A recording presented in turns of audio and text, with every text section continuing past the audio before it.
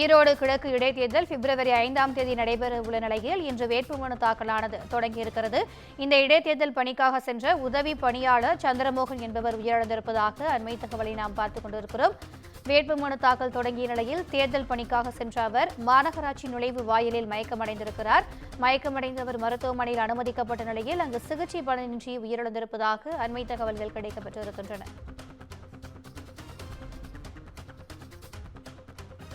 இதுகுறித்தான கூடுதல் விவரங்களை எமது செய்தியாளர் மணிகண்டன் வழங்க கேட்கலாம். வணக்கம் மணிகண்டன், இதுகுறித்த கூடுதல் விவரங்கள்.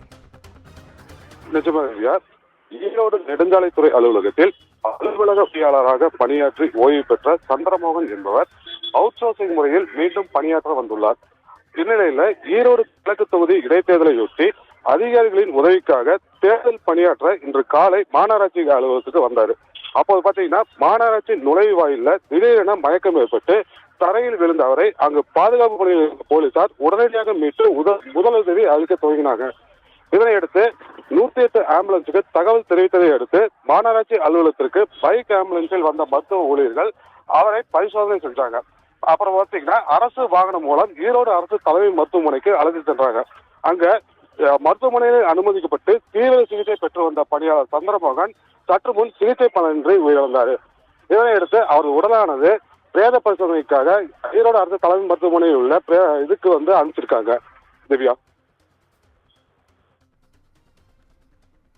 கூடுதல் விவரங்களுக்கு நன்றி மணிகண்டன்.